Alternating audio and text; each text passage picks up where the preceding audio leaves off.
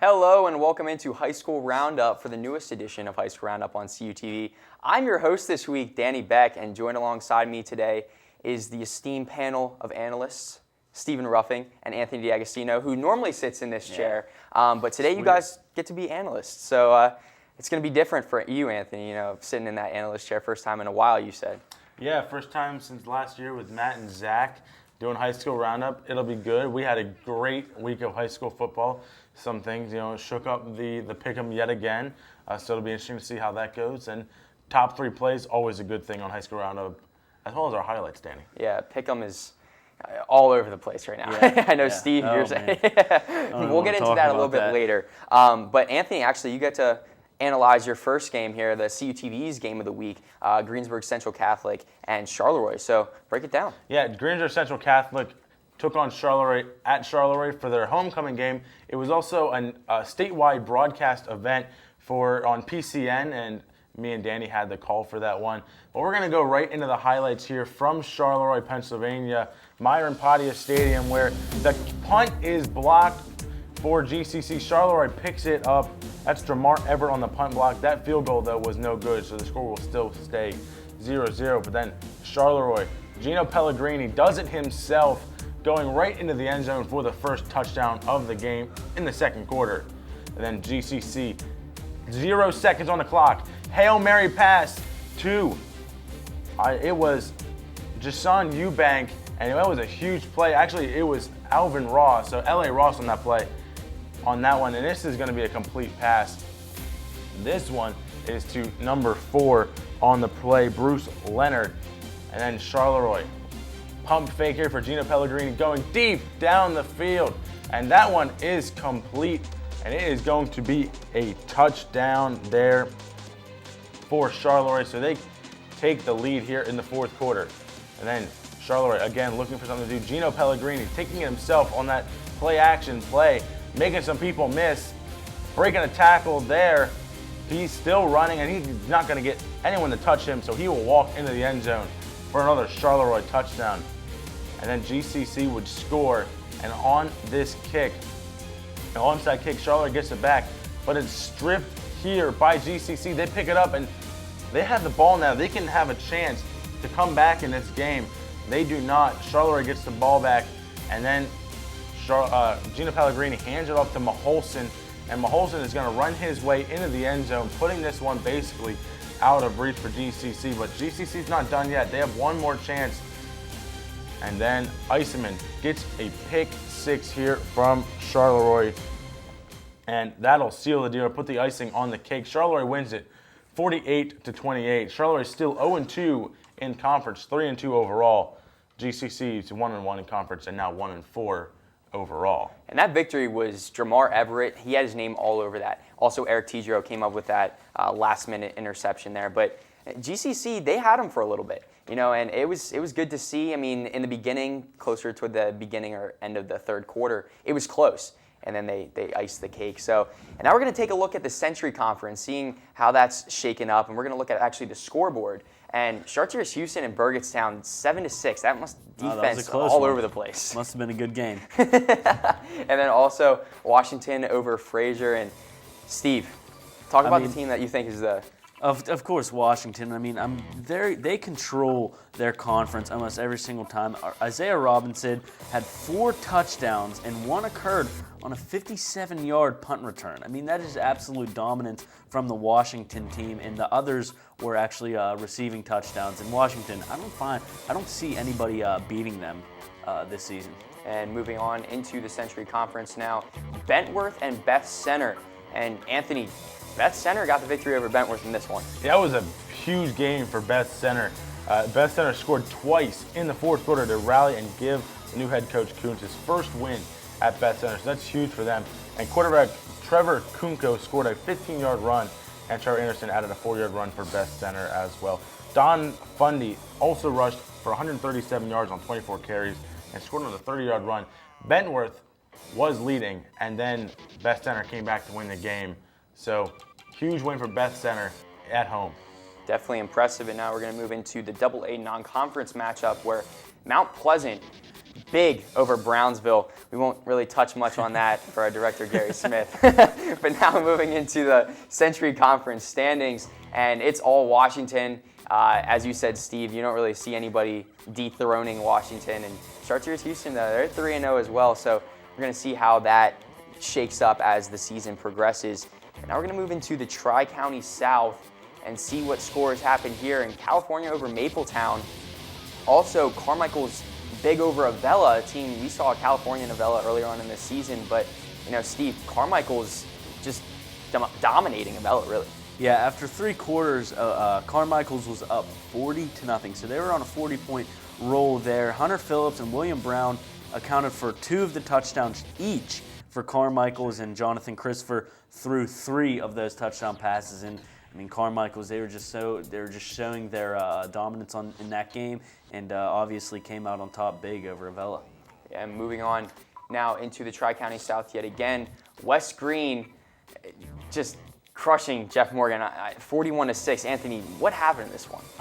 It's unexpected that West Green blew Jeff Morgan out by this much. We knew Jeff Morgan was down, and we knew West Green was down.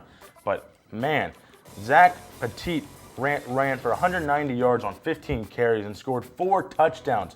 And West Green snapped an 18-game losing streak by scoring their 41 unanswered points. So Jeff Morgan scored first, and then West Green said, "You're not scoring again," and ran him out of the house. And Steve, good pick. Good pick, Steve. We're going to move into the single A non-conference matchup where we saw Fort Cherry over Shenango, 38-14, and Fort Cherry looks like they're running this conference as well, and Clareton just giving Monessen the work, 66-11.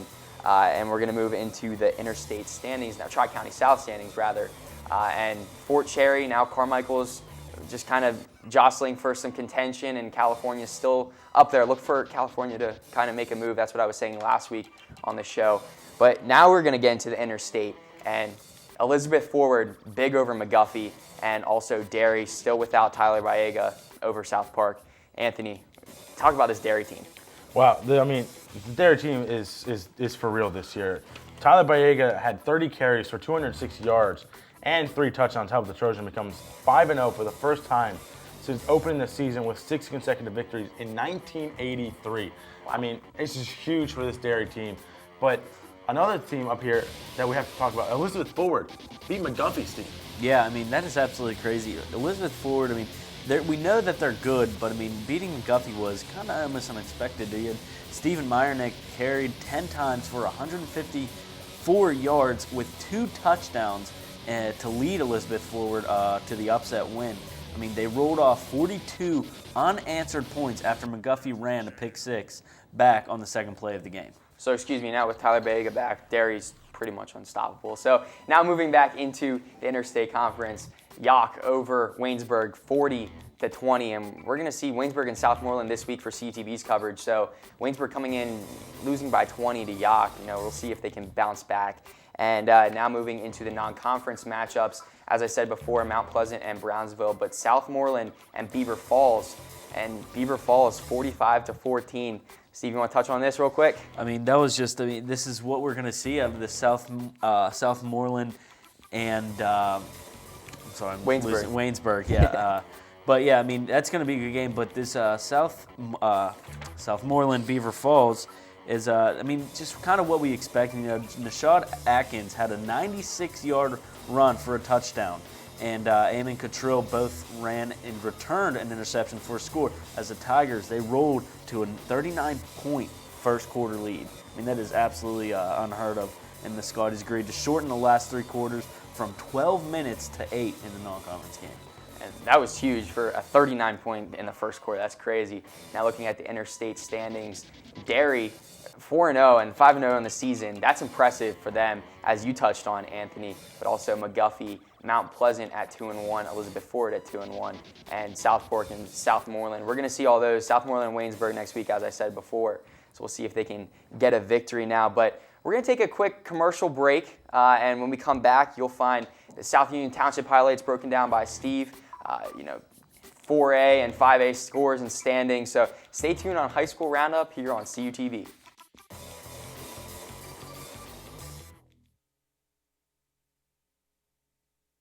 CUTV's high school football game of the week. Springdale at Jeff Morgan. Avella at California. Bell Vernon at Ringgold. Greensburg Central Catholic at Charleroi. Waynesburg at Southmoreland. Baldwin at Connellsville. Beth Center at Brownsville. Fraser at Bentworth. Bishop Canavan at Carmichael. The longest running high school coverage in southwestern PA is on CUTV. CUTV News Center is California University of Pennsylvania's award-winning student television newscast. Your source for live, local, late-breaking news. Forecasts from the CalU Weather Center. The region's latest entertainment news. Vulcan sports highlights and regional scoreboards. With television news coverage you can't get anywhere else. Watch it live Thursdays on CUTV and on demand. CUTV News Center. Online all the time.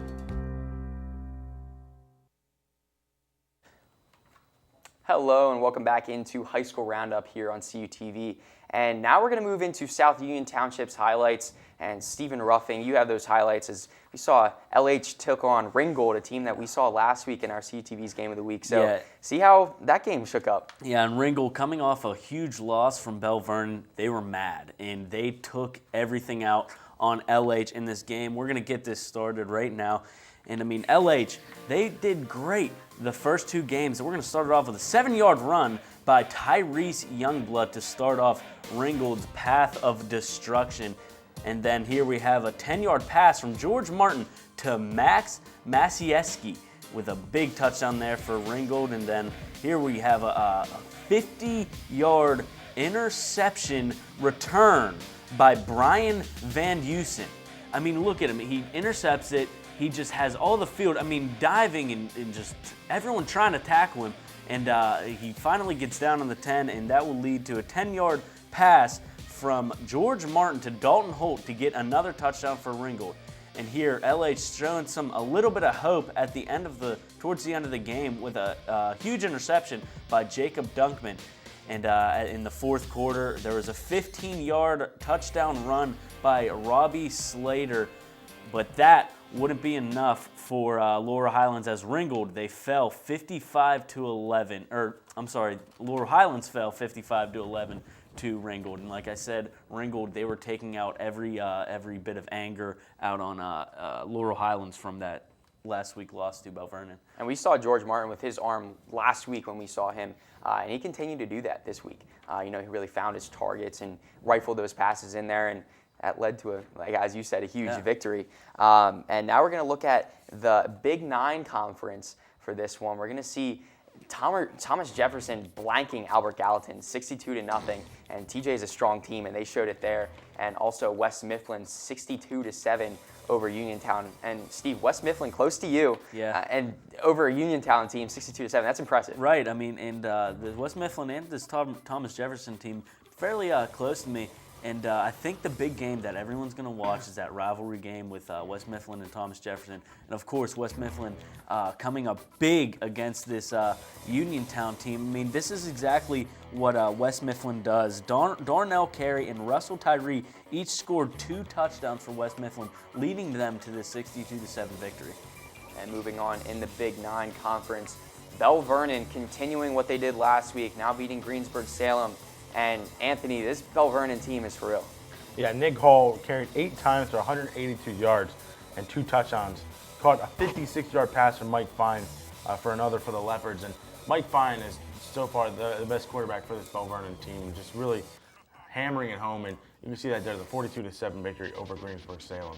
And now moving into the Quad A non-conference as Blackhawk took on Trinity. Trinity, a team that we saw last week on the South Union Township highlights. And Blackhawk beating Trinity, a team that could run the ball very well, and Blackhawk just had that one. Any of you guys want to break that one down? Yeah, I mean, I saw the Trinity team last week, and they looked good against LH.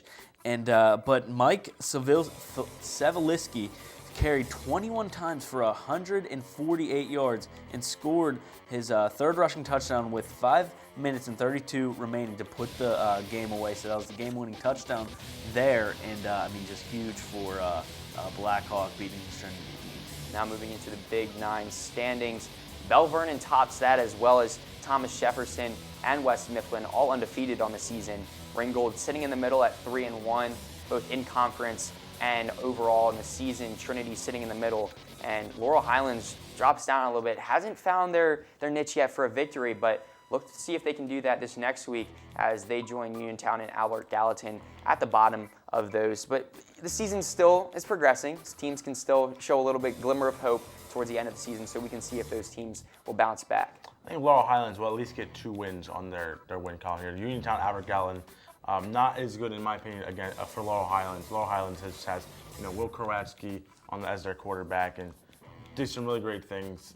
They just haven't been able to get the win yet. They've had highlights, they just haven't been able to get the win yet. But Bell Vernon, Thomas Jefferson, and West Mifflin, the 3-way tie basically for first place is huge, Steve. Yeah, and I don't want Bell Vernon getting too comfortable up there. They haven't faced Thomas Jefferson or West Mifflin, and when it all comes down to it, when each team faces each other, Thomas Jefferson, they stay undefeated. West Mifflin gets a loss, and Bell Vernon gets a loss against Thomas Jefferson. You heard it here, folks. Bold prediction. That's a bold prediction. But we'll see now as we move into the Big East as Connellsville took on Kiski, and Kiski 43-14 over Connellsville, and then also Penn Trafford last week coming off of beating the Woodland Hills team, which is impressive, over Latrobe 48-17. And Anthony, do you want to break down this Penn Trafford team? Oh, Penn Trafford teams. Cam LaFoon taking over for his brother Brent LaFoon, completed 12 of 23 passes for 227 yards and 4 touchdowns for Penn Trafford, as the Warriors had 582 yards in total offense to beat this Latrobe team 48-17. That's impressive, putting up those numbers in high school. That's definitely something to be proud of. And moving on now into the Big East yet again, McKeesport big over Plum, and also Franklin Regional over Armstrong. And 24-20, that game seemed a little close for my comfort. And Steve, this Franklin Regional team over Armstrong. Yeah, you know what? The one time all of us picked Armstrong to win a football game, they lose. But it was a good one as Franklin Regional Zane Dudek was limited to his lowest rushing output this season as he picked up only 136 yards. Still pretty impressive on 28 carries. And with him largely in check on the ground, Franklin Regional was able to keep it close and cap a come-from-behind win after being down 20-10 in the fourth quarter. The game-winning play for Franklin Regional came off of a 50-yard touchdown pass on 4th down. Just huge for Franklin Regional coming back to win it. And I kind of bit my tongue too, because last week I said Zane Dudek was that dude, and then this game. Yeah. So that was my fault, Zane Dudek. That's my fault.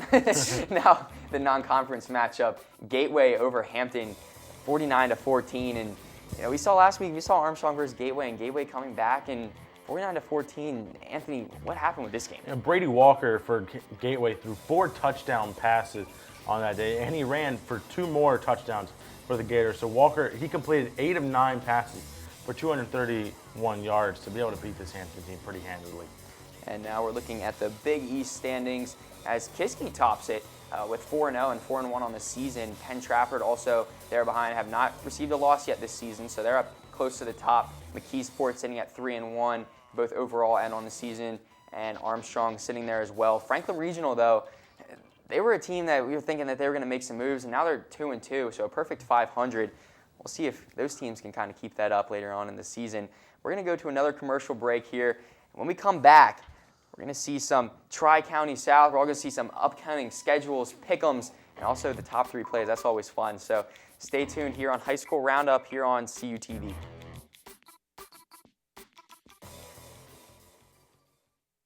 Since 1937, the Student Association Incorporated, known as SAI, has served the CalU student body by providing activities, programs, and services. Every enrolled student has the ability to take part in over 125 different clubs and organizations.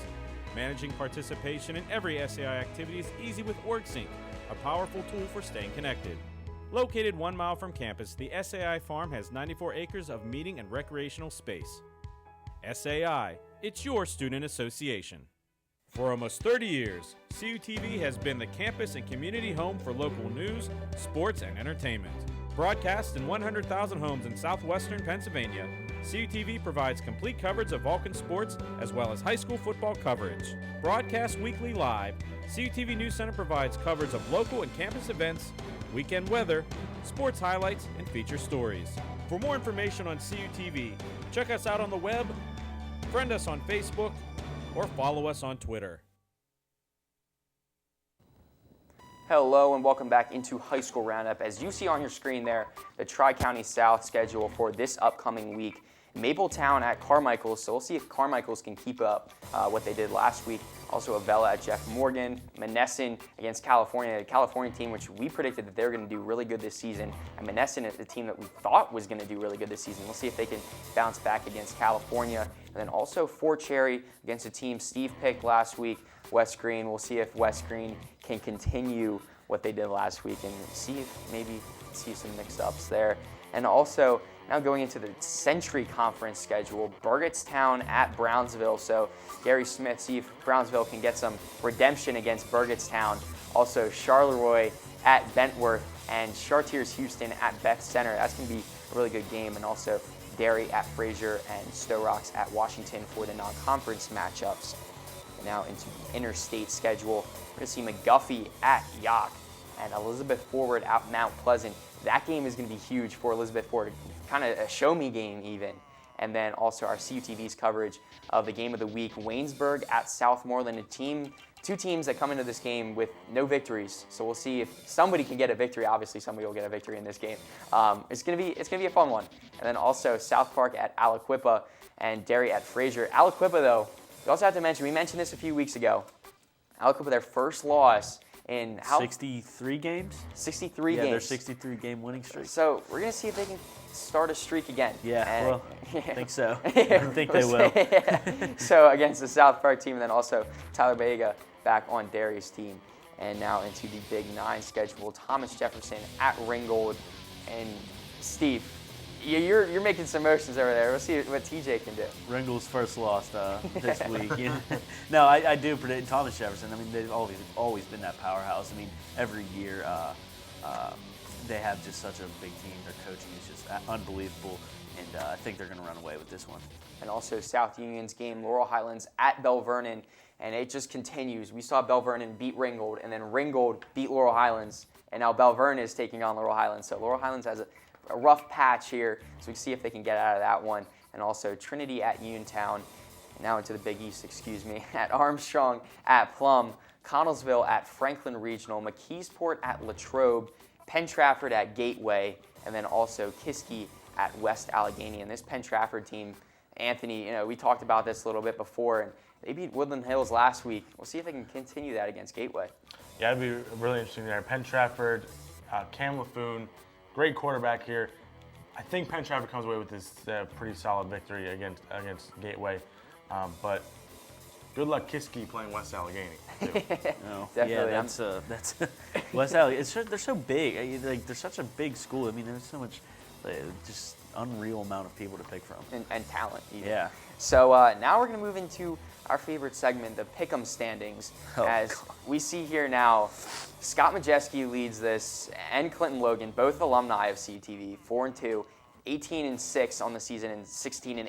I feel like they have an upper hand over at least Steve, or not really Steve, because Steve, you're familiar with this area. Anthony and I mean, Anthony's doing well, sitting at 15-9 on the season, so how much love for you, Anthony. But also Matt Hagee, 3-3, 14-10 on the season, as well as Gary Smith. But Gary dropped 2-4 on the week this past week. He took a nosedive. He was sitting like second. I wouldn't say nosedive. He went down. I know. It was like, come on, man. That's our director. That's our main guy. man up there. And Zach Prosba, as well as I, went 3-3 on the week and 12-12 on the season. Who's that chump in last place? I'm hoping. I mean, you picked a few good games this week. Well, it's just not enough. I think it's safe to say that Zach will not be reclaiming his crown as of right now. Knock on wood. We'll see. I don't want anything. Sorry, I don't want Zach. to jinx anything. But our first pick'em game this week, Mapletown at Carmichael's. Steve, you're the only person to pick Mapletown. Excuse me, my name's not Steve for the Pick'ems. My name is Jody High Roller on this game. And Mapletown will beat Carmichael's. It's another West Green game, and you guys will learn, man. You guys will learn. Only time will tell, to be honest, on that one. But now in Charleroi at Bentworth, and we saw Charleroi this past week, and they had a strong defense. Anthony, why Bentworth? I mean, Bentworth just lost barely to best center. I think this Bentworth team has a chance to beat the Charlotte team. Charlotte's got a great quarterback in Pellegrini, but I think Bentworth can do it. It's at Bentworth, so come on, Bentworth. And then our CUTV's game of the week, Waynesburg at Southmoreland. We are sticking with Southmoreland. I haven't seen any of these teams. Have you guys seen any of these? Okay, so we're all going into this game blind. Two of the worst teams going at each other for this game. One of them obviously has to come on top. So which of the worst team is going to come out on top is the question here. I mean, both teams are undefeated, so it's really a look at the stats on these two teams. Both teams are completely defeated. defeated. They're They defeated. have 0 in the win column. Excuse me. But Southmoreland, I think they have a chance to. Their stats are better than Waynesburg stats, but who knows? It could be Waynesburg that comes away with this victory. We don't really know for sure for this one. And we're going to keep it moving as Elizabeth Forward at Mount Pleasant. And I picked Elizabeth Forward as well as Clinton Logan. As I was looking at this pick'em, I really have to be strategic with my moves because Clinton Logan's sitting at the top. And I'm just going to go Elizabeth Forward on this one. I figured I can make up some ground and go with a team that I know. If Clinton Logan's picking them, they have to be good. So, I'm just going to go with Elizabeth. Or do you pick Mount Pleasant because Clinton Logan is picking them? You got to see that strategy. That's a bold strategy. That's a bold strategy. Mount Pleasant might win. I mean, and now TJ taking on Ringgold, and everybody was. I was just going to say I'm pretty much predicting that everybody's going to pick TJ, and it is the way it is going, and we're going to keep moving on with Penn Trafford taking on Gateway, and we're going to stick with Penn Trafford as well. So, Anthony, do you want to shed some light on why everybody seems to be picking Penn Trafford in this one? Cam Laffoon. 2 words, Cam Laffoon. He is their quarterback, and he will lead them to this victory over Gateway. Huge quarterback for them. Got a great receiving core as well as a good defense there. We've seen them before, and so far I haven't seen anything that would say that they would lose this game. And 2 words, 1 guy. So we're going to see if Penn Trafford can do that. And now our second favorite segment, top 3 plays. So Anthony, you're first. Yeah, I had an honorable mention here for you. Got 2 plays that I'm going to take here. Greensburg Central Catholic, right here. What a pass for a Hail Mary to L.A. Ross to end the half to get it within a touchdown there. But number 3, Robbie Slater here on the Wildcat formation. He almost gets tackled there by number 12 for Ringgold, but doesn't think he has the ball and ends up with a touchdown there. and I have number 2, Charleroi, Dakota Romantino. Anthony, I can't read your spelling. A 76-yard catch here for a touchdown, pushed and dives in there for number 2. And we're going to see number 1 now. It's going to be Gino Pellegrini, a name we called a lot in this contest. Just weaving in and out of people, just juking crazy moves, even breaking a tackle there. And Eric Tidro, a big block on that play, which we're going to see. Can this top the blue ribbon play? Coach East Ryan, and it does. And Gino Pellegrini, Anthony was making all these picks and see what the top plays and all that stuff was. And his reasoning was he broke so many tackles on this play. And Coach East Ryan, you are right. Coach East Ryan didn't really move any blockers out of his way or anything like that. Gino Pellegrini, a great way of getting into the end zone. As you see on your screen there, the CUTV High School Football Game of the Week, Waynesburg at Southmoreland, a battle of teams who come into the game with no wins. We're going to see what they can do. And, guys, this week is really going to be a show me week for a lot of teams. Yep. TJ, we talked about TJ and Ringgold. We're going to see what they can do, if TJ can do what Steve wants them to do. But that's big. Any other last words you guys want to say? Well, we're getting into the last half of the football season here for high school football. We're getting into week 5, and we're getting in soon to get in October, and it's going to be starting that push for will they make playoffs? And you got to start winning. If you haven't won many games yet, you got to start winning now if you want to make playoffs. It's definitely a good point. That last little push at the end of the season, sometimes what teams need to get into the playoffs. So we'll see if they can do that and see what teams can kind of shake everything up. And thank you for watching High School Roundup, as this was my first time hosting this show, so stay with me, stick tuned. But thanks for watching High School Roundup here on CUTV.